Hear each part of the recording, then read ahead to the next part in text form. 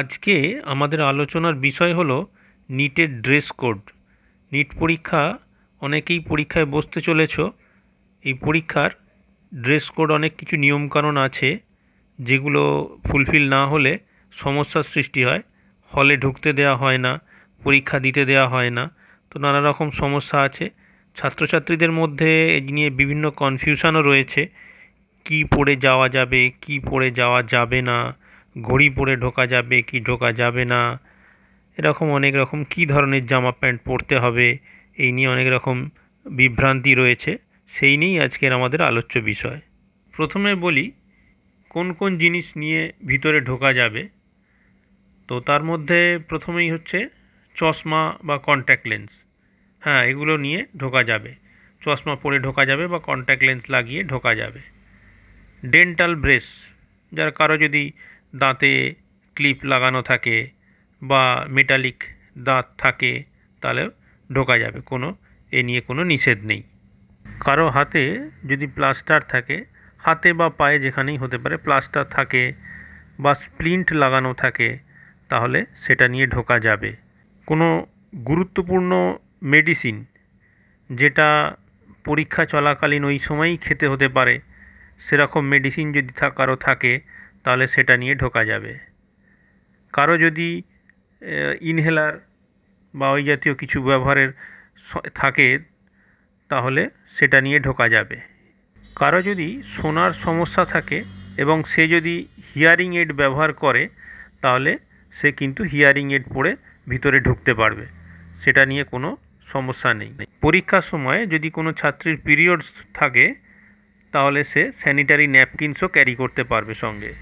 মুসলিম সম্প্রদায়ভুক্ত ছাত্রীরা যারা বোরখা বা হিজাব পরে ঢুকতে চাও, তারা পরে ঢুকতে পারো, কিন্তু সেক্ষেত্রে 12:30টার আগে গিয়ে চেকিং করিয়ে নিতে হবে।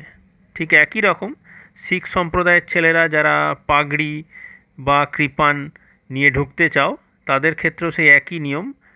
ঢুকতে পারো, তবে 12:30টার আগে গিয়ে চেকিং করিয়ে নিতে হবে। এবার আসছি কোন কোন জিনিস পরে ঢোকা যাবে না বা ভিতরে নিয়ে যাওয়া যাবে না। 1 নম্বর বলি সানগ্লাস। সানগ্লাস কিন্তু পরে ভিতরে ঢোকা যাবে না। যদি কেউ অত্যন্ত গরমের জন্য সানগ্লাস পরে যাও, তাহলে সেটা খুলে গার্জেনের কাছে রেখে দিতে হবে। কোনো রকম ব্রেসলেট পরে ভিতরে ঢোকা যাবে না। কোনো রকম অর্নামেন্টস, নাকের, কানের, বিশেষ করে মেয়েদের আর কি, হাতে চুড়ি, হাতে আংটি ইত্যাদি জিনিসগুলো পরে ভিতরে ঢোকা যাবে না। এমনকি যাদের তাগা থাকে, হাতে ধর্মীয় তাগা থাকে, সেগুলোও কিন্তু পরে ঢোকা যাবে না। কোনো রকম নেল পালিশ লাগিয়ে ঢোকা যাবে না। নেল পালিশ থাকলে আগে থেকে রিমুভ করে নিতে হবে।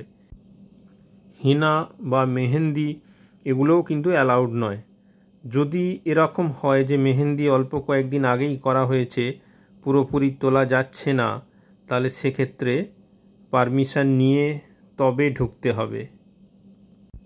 এবার আসছি চুলের প্রসঙ্গে।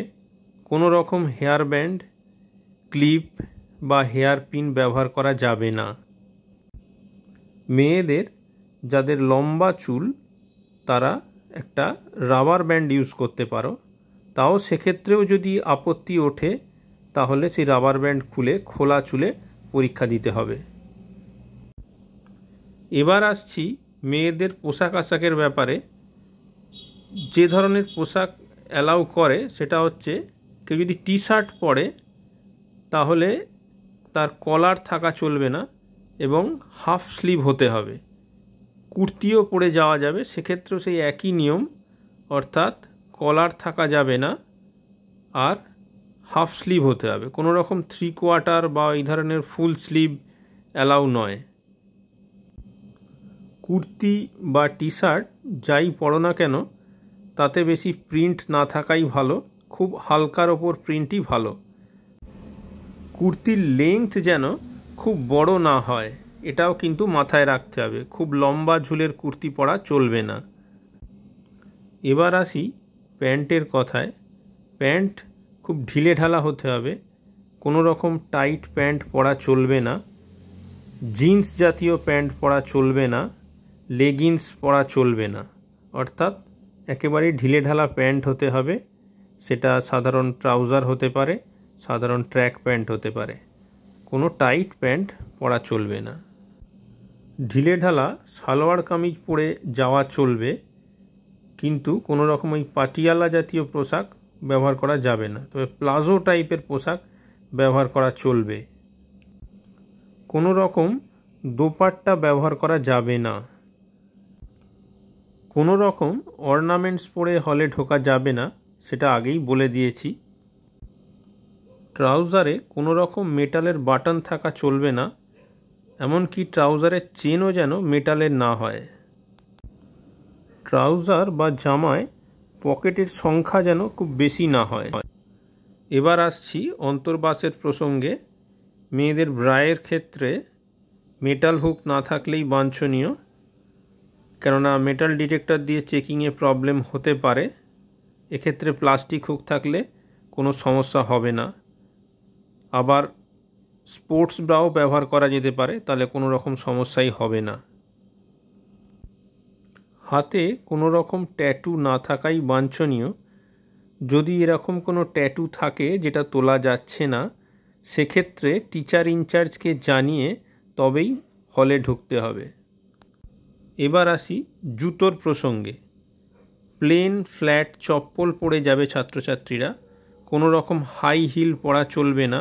কোনো রকম কভার্ড বা পা ঢাকা জুতো পরে যাওয়া চলবে না। পা খোলা রাখতে হবে যেন দেখা যায়, অর্থাৎ সেক্ষেত্রে সাধারণ চপ্পল পরে যাওয়াটাই ভালো। কোনো রকম মোজা বা টুপি পরে হলে ঢোকা যাবে না। বিবাহিত মহিলারা তারা শাঁখা পলা পরে ঢুকতে পারে, তবে কোনো রকম মাদুলি, কবজ, হাতের বিপত্তারিণীর তাগা এই জাতীয় জিনিস কিন্তু পরে ঢোকা যাবে না। পকেটে কোনো রকম পয়সা না রাখাই ভালো, কেননা মেটাল ডিটেক্টর দিয়ে চেকিংয়ে সমস্যা হতে পারে। ছেলেদের পোশাকের ক্ষেত্রেও একই নিয়ম, অর্থাৎ জামা হতে হবে হাফ স্লিভ এবং কোনো রকম কলার থাকা চলবে না, অর্থাৎ এক্ষেত্রে টি শার্টই ভালো। আর পকেটও একাধিক না থাকাই ভালো। জামার প্রিন্ট হালকা হলেই ভালো। প্যান্ট হতে হবে ঢিলেঢালা, কোনো রকম জিন্সের প্যান্ট পরা যাবে না বা কোনো রকম টাইট প্যান্ট পরা যাবে না। আর প্যান্টে মেটাল হুক থাকা চলবে না, এমনকি প্যান্টের চেনও যেন মেটালের না হয়। ছেলেদের জুতোর ক্ষেত্রেও একই নিয়ম, অর্থাৎ হাওয়াই চটি বা ওই ধরনের চটি পরাই ভালো। কোনো রকম পা ঢাকা জুতো পরা যাবে না, মোজা পরা যাবে না। বেল্ট পরে ঢোকা যাবে না, এমনকি পকেটে মানি ব্যাগও রাখা যাবে না।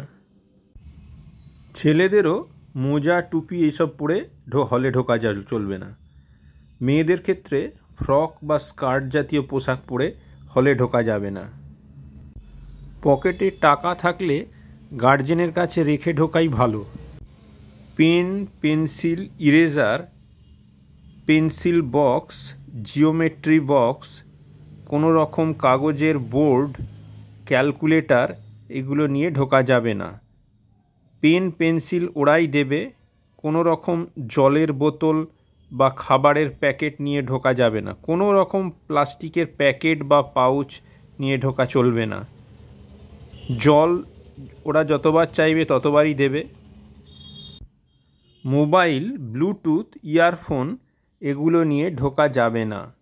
এগুলো অবশ্য যে কোনো পরীক্ষার ক্ষেত্রেই প্রযোজ্য, শুধু নিট কেন, এই মোবাইল, ব্লুটুথ, ইয়ারফোন এগুলো কোনো পরীক্ষাতেই অ্যালাউ নয়। আচ্ছা, আরও নিয়ম আছে, যেটা হচ্ছে হাতে কোনো রকম ঘড়ি পরে ঢোকা চলবে না। সে মেটালের ঘড়ি হোক বা বর্তমানকালের স্মার্ট ওয়াচই হোক, কোনো রকম ঘড়ি পরে ঢোকা চলবে না। সঙ্গে ব্যাগ থাকলে ব্যাগ কিন্তু বাইরে রাখতে হবে। এক্ষেত্রে ব্যাগের দায়িত্ব কিন্তু ওরা নেবে না। প্রত্যেক পরীক্ষার্থীকে অগ্রিম শুভেচ্ছা ও শুভকামনা জানিয়ে আজকের আলোচনা এখানেই শেষ করছি।